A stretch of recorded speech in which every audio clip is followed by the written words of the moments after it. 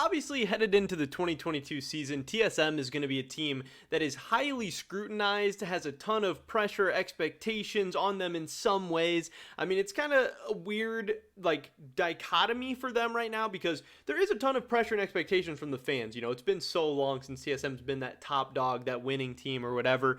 Spica's on a contract year where the team kind of needs to do good. They kind of need to impress him to lock him up for the long term. But also at the same time, you know, they're talking about rebuilding. They're going younger. They have some projects. They have some question marks. But either way, TSM fans are going to have high expectations and are going to want the team to perform well.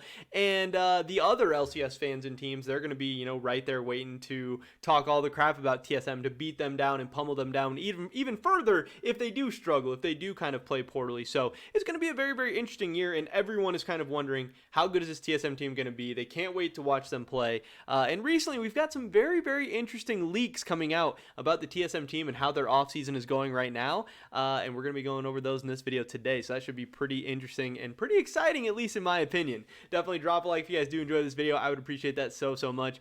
Subscribe to stay up to date on all my latest content. And consider checking out the first link in the description below for the new merch we just dropped about a week ago.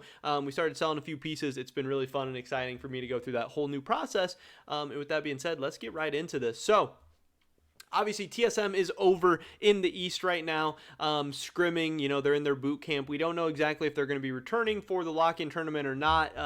You know, my money's on they're not going to be returning for the lock-in tournament, but they are over there. It is Huni, Kaido, Shenny, and Tactical. Spica is still in Los Angeles. Spica is not going over to the East to scrim with them. So, you know, maybe his chances of playing in the lock-in tournament are a little bit higher, but they are over there playing a ton of solo queue, scrimming a bunch of teams, and there has been some leaks coming out from this very, very recently that have been posted on the TSM subreddit, which I think are very interesting.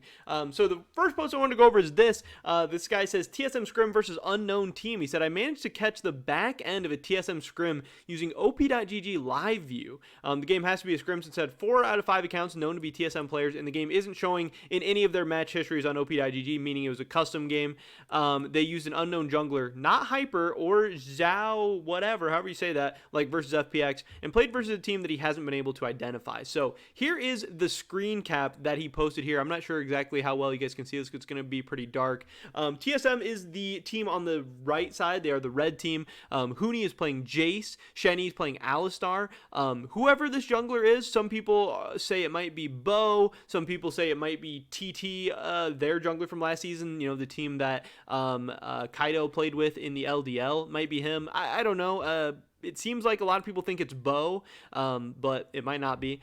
He played Nidalee. Then we have Kaido in the mid lane on mid Renekton, obviously to set up for the Nidalee pairing, which is really, really strong. And then Tactical on the Aphelios. The scores, kind of interesting. You know, you see here, Huni went 12, 4, and 11 on Jace, which is really, really great. You know, just an absolute smash hit game from Huni. Alistar going 0, 5, 20, really good. The jungler going 12, 5, and 3, really, really good. But then kind of pedestrian games from Kaido, 3, 3, and 12 on the Renekton mid. You know, I mean, that's fine. It's not a crazy game, but it's not a bad game by any means, at least by KDA. I mean, we'd have to see the context of what he was doing, but I imagine it's a lot of setting up Nidalee with that Renekton stun, Nidalee coming in and cleaning up the kill. That's what, you know, the Renekton mid lane is supposed to do with the Nidalee jungle. But then kind of just a pretty meh game from Tactical, going 4, 5, and 7 in a game where his team won 31-22 and they were up 8,000 gold. You know, not really anything crazy from Tactical, but Huni and whoever this jungler is having absolutely smash hit games. Now, who is this other team? That's a question people are wondering. It does seem like they did discover that this is J Team, the team from the PCS. You know, I think they are actually a pretty good team in the PCS. So seeing TSM be able to beat them pretty handily, take them down, I think that's a very, very good sign. Now, on one hand, this is with a sub jungler that's absolutely smashing. I mean, he's smurfing in all these games. So that takes a little bit away from TSM, but at the same time, people expect Spica to be one of TSM's best players. Now, is he going to be as good as, you know, if this guy's Bo, if it is Bo might be better than Spica. There's no, you know, no guarantee that Spica is going to come in and be as good as Bo, or fit in with this team or this playstyle or whatever as well, or in the communication. Obviously, you know, there may be some communication issues with TSM, who knows. But if it's somebody else, then yeah, Spica might be as good as them, might be better as them. But, you know, this jungler's hard carrying, and Spica's going to have to come in and do just that. Now, we saw him do that throughout most of the summer split. faltered a little bit in the playoffs. Obviously, didn't end up getting TSM to Worlds. It didn't necessarily have as many of those big pop-off carry performances in the playoffs, but this was kind of interesting. Now, we did get another leak from a TSM scrim. This was TSM versus FPX. This is obviously, one of the better teams in the world. This is going to be a very, very interesting one to see. And here we have a screen cap again. Again, I don't know how well you guys can see this, if you're going to be able to see it in full screen or not. We can zoom in a little bit. But the similar TSM members, we have a jungler playing on a different account. Again, this could be a different jungler entirely. This could be the same jungler. I don't know for sure. This could be Bo. The other one could have been Bo. They both could have been. Neither of them could have been. I don't know for sure, but we do know they're playing against FPX here. And this time, TSM, Huni is on the Ornn, going 1-4-11. Shenny on the Nami, going 4-7-22. That's kind of been a question of, is Shenny going to be able to play Enchanters at a high level? Because last season, he was mostly on Engage, aggressive tank-style champions. Will he be able to play Enchanters well? Who knows? Then we have Kaido in the mid lane, 8-4-4 on Pantheon. Really, really good game. But again, Kaido is paired up with a Taliyah jungle who went 13-5. Again, this is not a member on the TSM team, and he is absolutely smurfing. He is hard carrying these games. And yes, Kaido did good, but Pantheon Taliyah is just a disgusting setup, a disgusting lane. Yes, they executed on it very, very well, that seems like. But, Kaido has been in two very, very strong mid-jung duos in the Pantheon Nidalee, or the Renekton Nidalee and the Pantheon Taliyah. What does it look like when he doesn't have just the absolute dream setup from his jungler, who also is smurfing and hard carrying the games?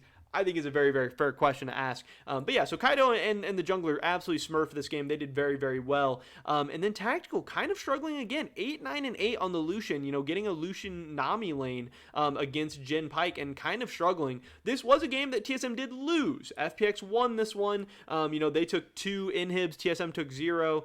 So, that kind of shows what happened there. But again, this is against FPX. Very, very good team. I don't know if this is FPX's full starting lineup or not. I don't really know who all the accounts are, but this is a very, very interesting peel back behind the curtain to see what things are going on with TSM behind the scenes right now. Now, I do know that when I spoke to Robert Haynes on the Talking TSM podcast, that he said he had heard Kaido was struggling a little bit in the scrims and the games and everything that they'd been playing recently. Now, he didn't know if that was just, a leak that got out, if that was some BS rumor going around, or if that was something real.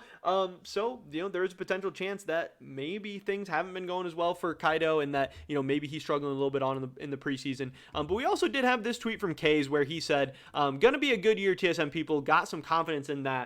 So obviously he feels like things are going pretty well. Now again, what does a good year for TSM mean? Does that mean that they're just going to develop? Does that mean they're going to be exciting? Does that mean they're going to be fun? Does that mean they're going to be winning a lot of games? Does that mean qualifying for Worlds? Does that mean competing in an LCS title game? I don't exactly know.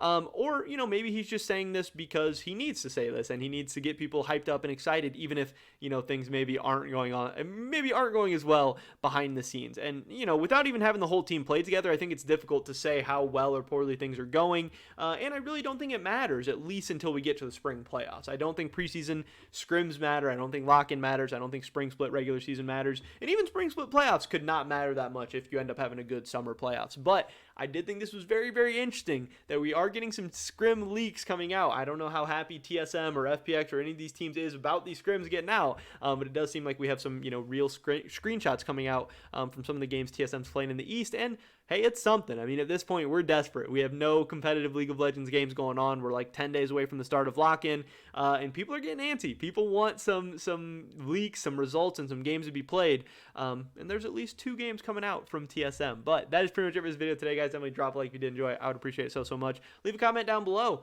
Do you see anything good or bad from these 2 scrim games that leaked? Are you hyped? Are you excited? Are you worried? I'd love to hear your guys' thoughts and opinions. Subscribe, stay up to date on my latest content. Hopefully catch you guys in the next one. But until then, peace.